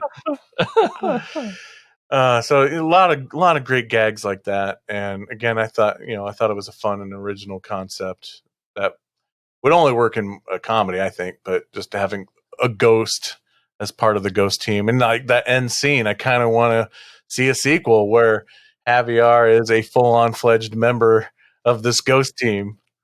Yeah, that's where I sort of felt like it wasn't necessarily the best ghost hunting movie I've seen, or I thought some of the choices were questionable, but I appreciate that it's completely unique and did some stuff I didn't expect and took it in a different direction than the other two that we watched. Some cool twists in it. I like the way how they. I was just going to mention how I like the way how they could not leave that house no matter how hard they tried. This with the portals. Yeah, like when it jumps out the window and comes in the other window. That was really cool. Yeah, I totally dug that. That's pretty sweet. Yeah, a great device to keep them trapped in this house that's full of doors to and windows. Flyboy all the time.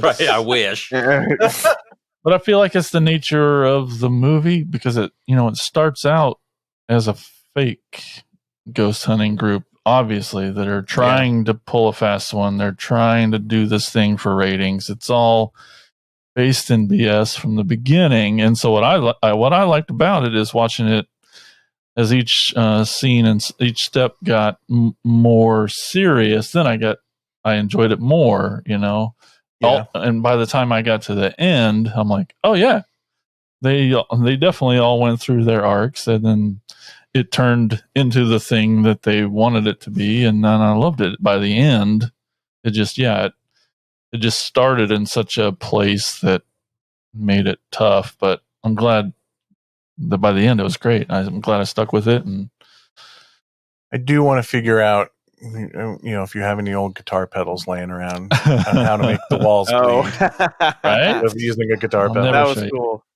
I also really liked that it had a ethnic element to it. Like, you don't necessarily, it had the Spanish thing. I mean, I also thought they used the word punta too much in the first 15 minutes. I mean, like every other person was saying that word. I'm like, okay, we get it, but make it subtle, but I liked that it had that Mexican take on a film, and that's kind of a normal film. And I liked it for that.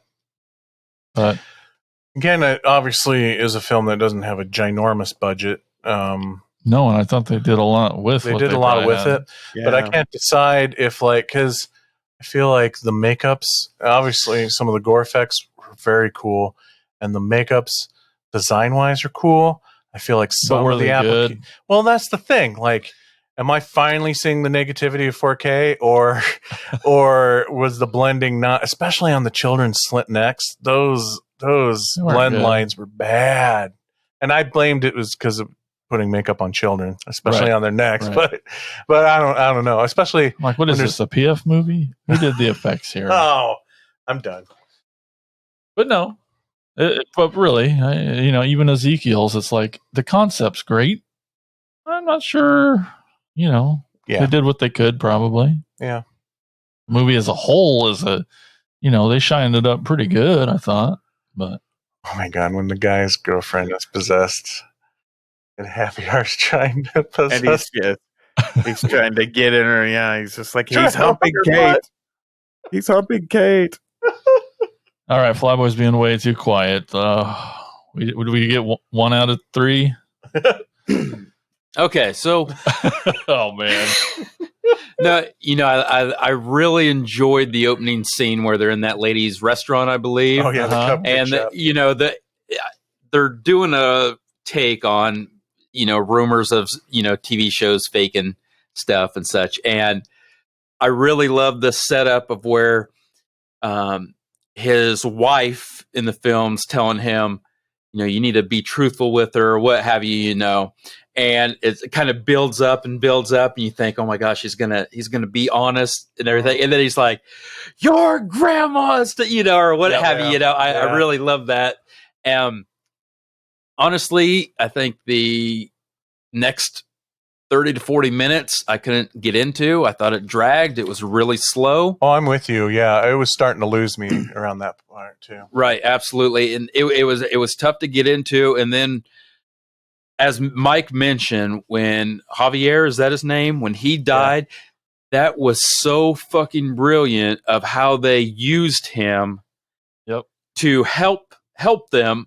Just all the way, put just so much of putting the sheet on him, of him using his body to write on the wall in blood. It's me, Dick. Oh yeah, right. You know what I mean? But like, it's so fucking clever of like, how they can use. It's like, And it was also around the same time where the little brother, his shit finally started kind of working, and that was really cool too. Yeah, the equipment actually ended up being real.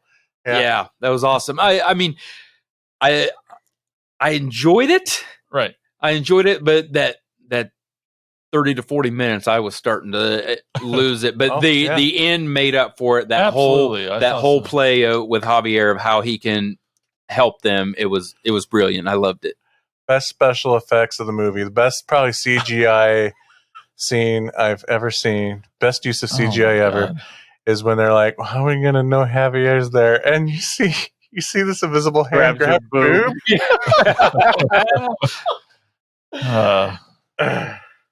But a great arc because they became real, it was all fake and always fake except for the one brother. And now he gets to be the superstar that it couldn't do it without him. And now they're really doing real good, finding real ghosts. And then that's really cool where they end up. And I like that play of, that fatty could kill a ghost, neat, right. Yeah, I thought that was different and unique and clever. They did some cool lore, whatever you want. Some cool lore and ethos, this particular world as far as like, but then because they did it in a way of like discovering it for discovering it for themselves. Because Javier, even though he's a ghost, he doesn't know what the hell he's doing as a ghost. He can't pass through walls and stuff like that. And then at one point he thinks he's invincible because he's already dead. He can't be killed. And then we learned that's not true. But then it doesn't occur to any of them until they actually get out of the house again. It's like, ghost can kill another ghost, obviously. Very cool. So yeah, it was some pretty cool world building that was going on that we get to see develop as they get to see it develop as well. So, and it makes me, when I'm watching that, it makes me like, whenever I've witnessed something like, a book falling off a counter or something, like, if I had them goggles, what the hell's really going on there? Seeing that. Yeah, I know, right? It does make you wonder what. Yeah. Oh, when he's dragging his dead body up those stairs, they're like, he's a zombie. Yeah, would you see a smart ass like you knocking a book off just to fuck with you? Right? Would you see that? Oh man, yeah. I think I liked it at the end, but yeah, it was cool. I liked it. Mm-hmm. So yeah, that's it. That's the films for this episode. Oh wait, there's still more show to come. It'll be segments time here on Attack of the Killer podcast right after this break. And if you like our show, you should check out all the other amazing shows on our own podcast network called the PFPN, or the Prescribed Films Podcast Network. You can check them all out at the website, thepfpn.com. Do it today. Check out all the amazing content on the show. We'll be right back.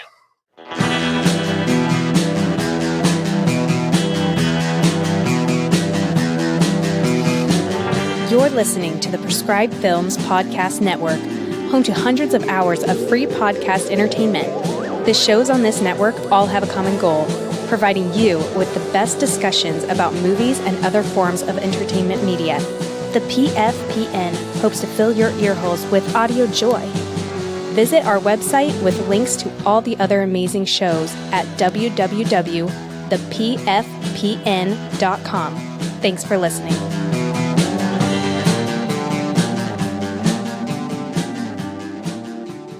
And we are back. It is time now for...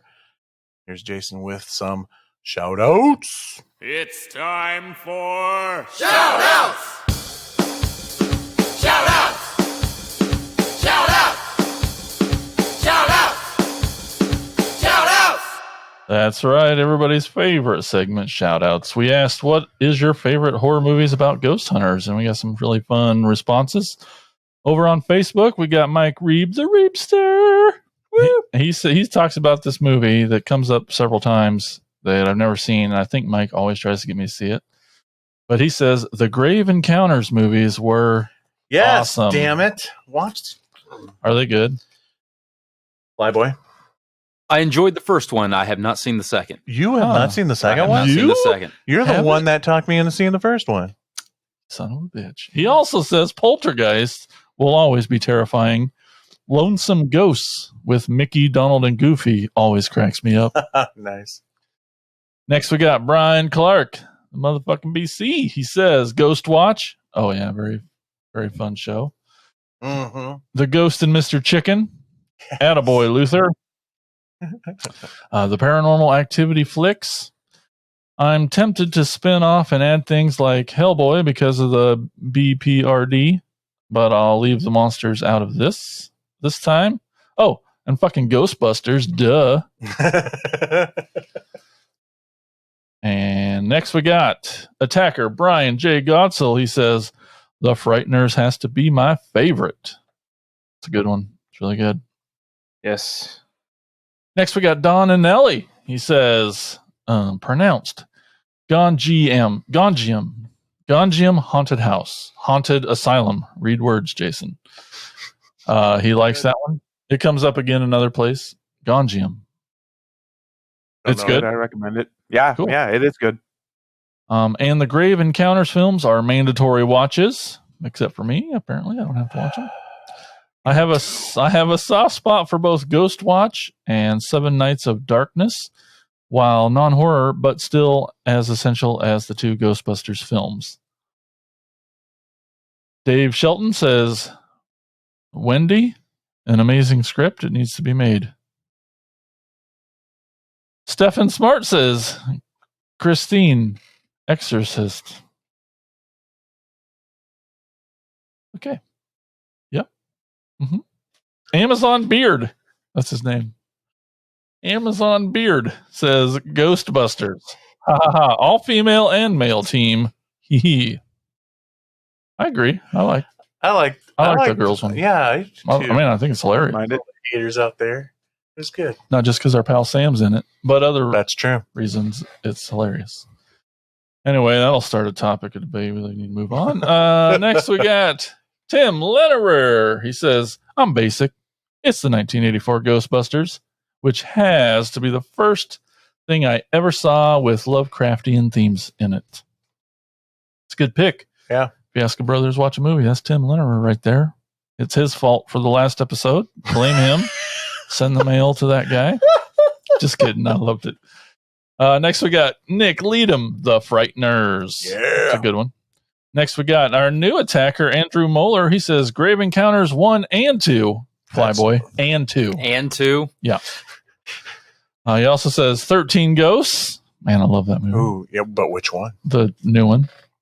It doesn't say how you can. I know. He likes both. And he also says The Legend of Hell House. Yeah. Yep. Yeah. He agrees. Yeah, it's good.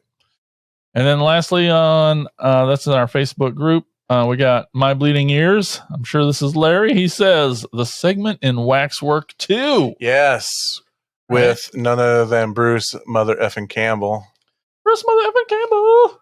Where he, yeah, it's funny. It's a good one.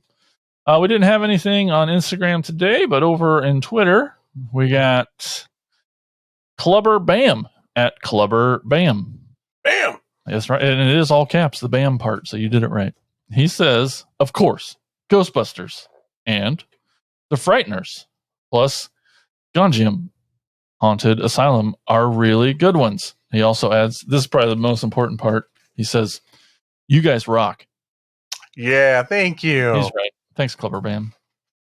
Bam! And then lastly, on Twitter, we got Jamie D. Scott at GRL Horror Fan, Girl Horror Fan.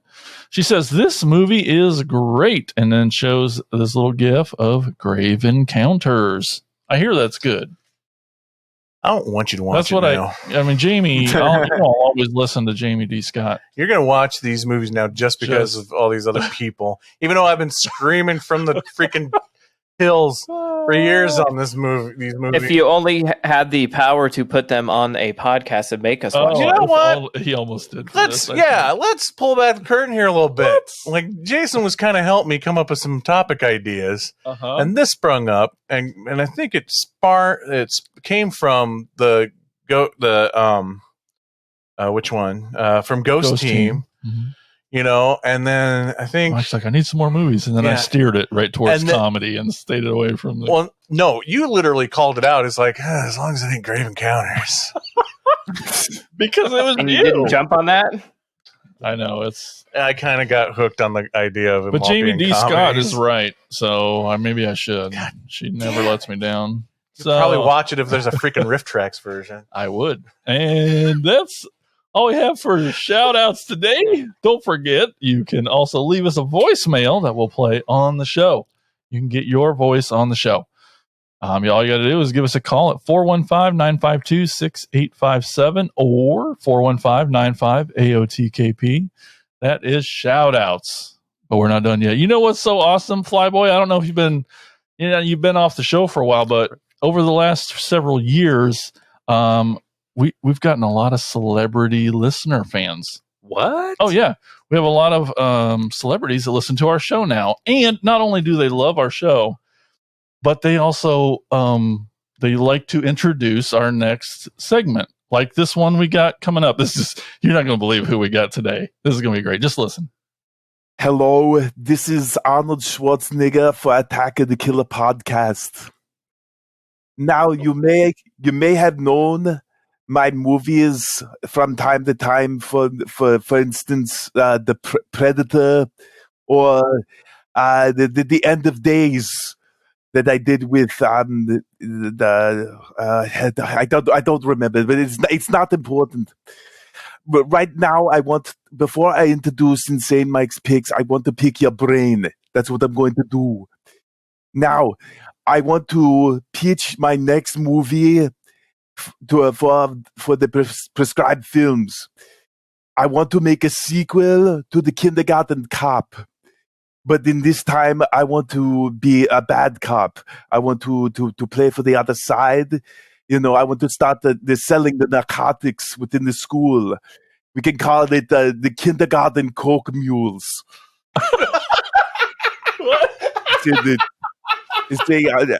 I already the Charlie Sheen has already signed on to play the principal, and Lindsay Lohan could be a concerned mother. And what I do is I send home the narcotics, the cocaine in the school lunches, and then maybe they come back with like the $200-300 in the GoBots thermos or something. And if they come up short, I take them to the naughty corner and I say, that is a very bad thing to do. And I gingerly tell them how they can, improve by not doing such things, while I pull out their fingernails with a pair of fucking pliers. Sort of like a learning exercise. If Prescribed Films does not like it, I don't care, because we're going to in production anyhow. Here's Insane Mike's picks. Do it. Do it now.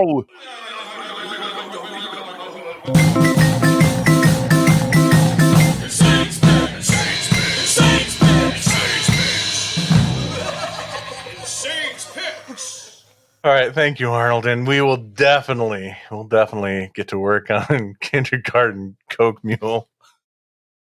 Okay, Kindergarten Coke Mules. Sorry, mules. Plural. I gotta do this segment. Okay. All right. Here's the thing. I am so excited about this Insane's picks, man. You don't even know. I have not felt this passionate about a movie for Insane's picks since I honestly don't remember. This movie blew my freaking mind. It's probably one of my new favorite obsessions. It's from 1999. It's a little movie called Night Killer. Virginia Beach Police Department. Officer Gabrielle here. I just got a phone call from a guy spying on me. Was it an obscene phone call? Yes? Did he threaten you? Yes.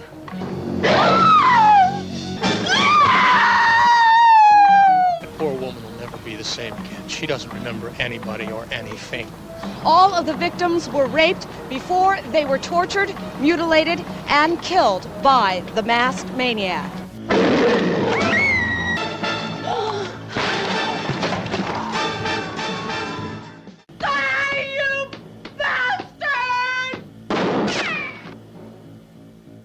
So the plot is a serial killer with this really shitty rubber Freddy Krueger-like mask and this really shitty monster glove with long, sharp, yet bendable claws that have the ability to stab through an entire human torso.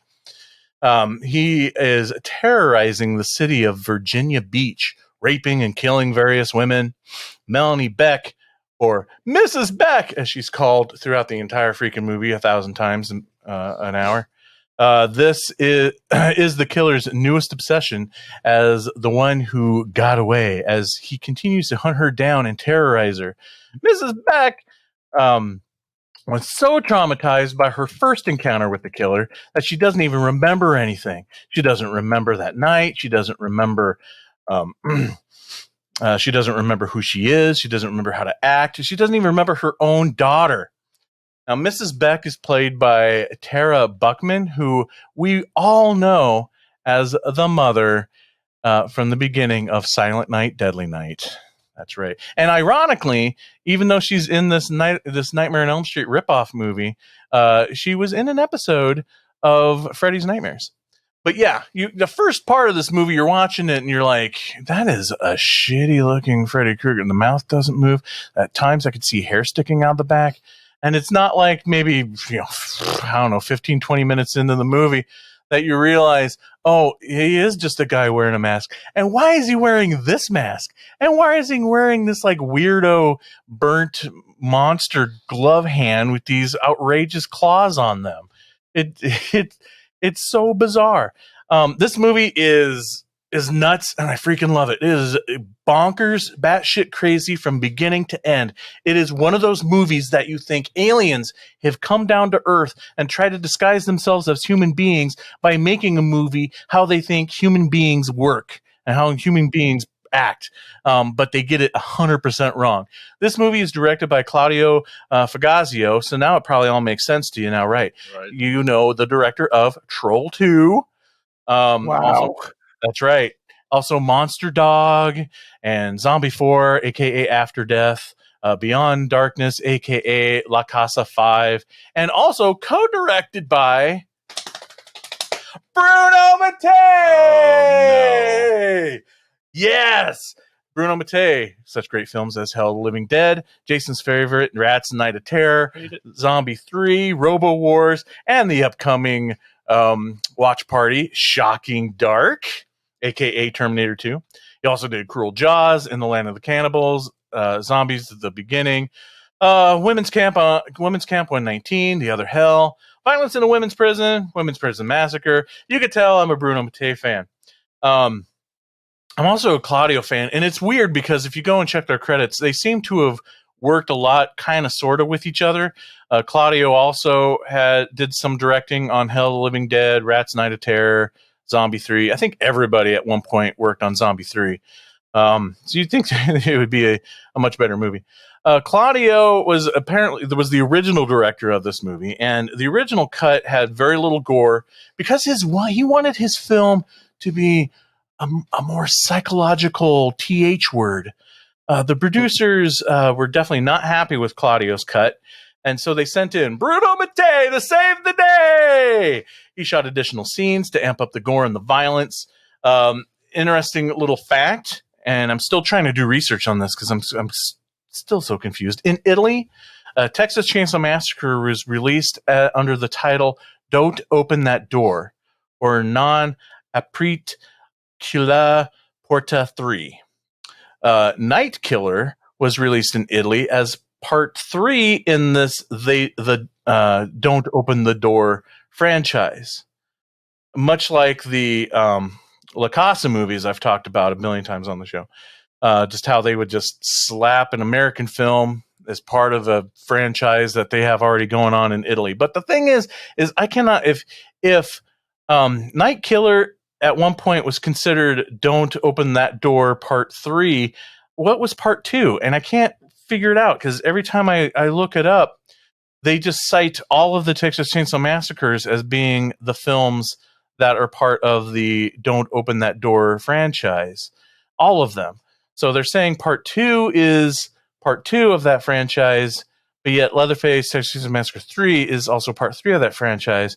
But a lot of other places have clearly said that Night Killers is Part 3 in that franchise. Whatever. Too much to think about right now. You just got to sit back and enjoy this movie. It is batshit crazy. So, at one point, our main protagonist here, Mrs. Beck, is being stalked by the killer. She gets this obscene phone call on her house, and she looks out the window and she can see this creepy guy at a payphone across the street. So she calls the cops, and the cops, first of all, the cop has a phone that's taped up with duct tape, which was interesting. And the cop tells him, instead of like, hey, we're going to send a patrol car right away, we'll wiretap the phone, whatever. His advice, what this police officer tells her to do is lock herself in the house, and I'll call you back in 5 minutes. Yeah. So she locks her house from the inside of the house with a key. Who locks her house in the inside with a key? Who does that? Nope. But it's too late. The killer has already gotten the house. So the phone rings again. She answers it all upset because apparently the police officer called her too early, because she is all like, you said you were going to call back in 5 minutes. But it's not the officer. It's the killer. And he's in the house, literally in the door frame right behind her on a phone. Where's that phone plugged in at? And how did she not hear him standing in the door frame of the same room that she's in? And so we don't really see kind of what happens between them in this scene. We just cut later to she has survived. The killer got away. And this friend of the family, who is now horribly scarred after confronting the killer, managed to save her. But she doesn't remember any of it because she's got this weirdo extreme case of amnesia. And then we have the most bizarre, disturbing, fucked up, meet cute in cinema history, where a guy is driving down the street, drives alongside Mrs. Beck in her car, and starts like making cat calls at her and like making passes at her while both driving simultaneously down the street. And she speeds away to try to get away with him, and he goes all out of his way to follow her wherever she ended up. She ended up parking in front of, I don't know, some office building or something. Got out real quick, ran to the office building, went and hid in the bathroom. He finds her car, kind of looks around the car and makes sure it's hers, like, okay, and then goes into the building. Somehow manages to figure out to follow her all the way into the bathroom, where she pulls a gun on him, makes him strip naked, and flush his clothes down the toilet so she can get away. She ends up going to the beach, drowning her sorrows in medication and booze, in an attempt to kill herself. He finds her again with magic pants that I don't know where he got the freaking pants from, because his pants got flushed down the toilet. Finds her again, gives her the Heimlich to barf up the freaking pills, and it's like, oh, he cares. Cuts to, she's passed out, cuts to having her tied up in his bed and basically tortures and rapes her through the next 20 minutes of the movie or whatever, and uses her as this like slave. And I'm like, what the fuck is going on? This is supposed to be the hero? What's happening? And the reveal of who this guy really is the most fucked up part. Spoilers, I'm sorry, I'm going to give it to you. Doesn't matter how much I spoil this movie, because you got to see it. Turns out this crazed rapist stalker guy ends up being her husband that was told by her psychiatrist to do this extreme act in order to jog her memory of the events that happened. This movie is awesome! Oh, and that's not even the killer scenes. The killer's not even the best part of this movie. But yet the killer stuff is just freaking amazing too. Again, you can totally see that these are rubber fingernails on this rubber hand, and still he manages several times throughout this movie to clearly stab it all the way through a woman's torso to kill her. You got to check it out. It is on Tubi. I'm assuming it's probably on other places as well. But you are doing yourself a disservice if you're not. Turn this off right now and you need to watch it. Night Killer from 1999. Wow. Oh my God. This may be the movie I make Tad watch. Oh my. I think Tad would love it, to be honest. It's so freaking insane. Okay. That wraps up the show. I want to give a special shout out and thanks to Stephen Flyboy Tracy for being on. Flyboy! Hey, thank you so much. Tell everybody where we can find you on the interwebs.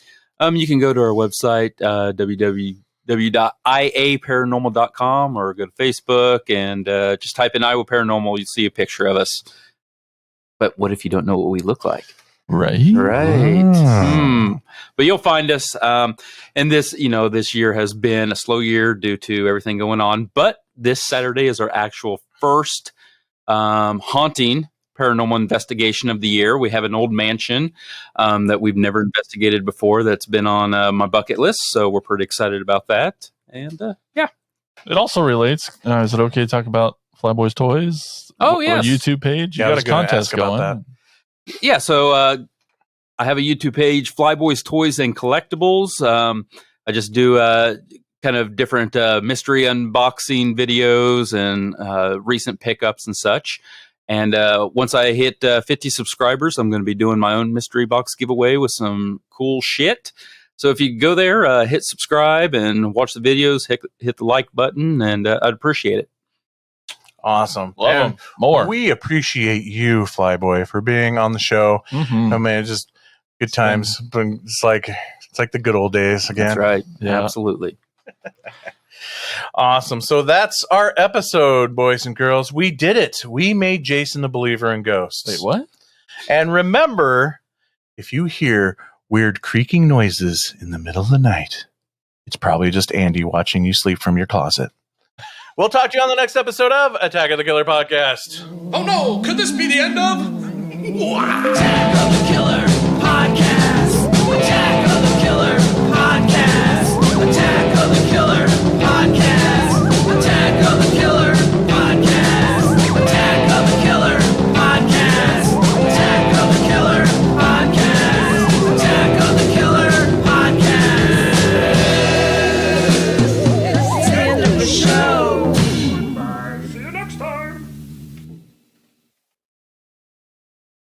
Hey! Yeah, you did it! Woo!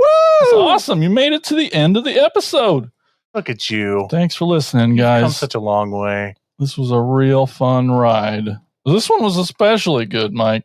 I know. I mean, I felt like I was on point, and my form was excellent. You do have a nice form. Hey, thanks. Head over to jointheattackers.com, and you can figure out how you can help support this show and get access to so much cool extra content. Check it out, guys. Jointheattackers.com. Do it.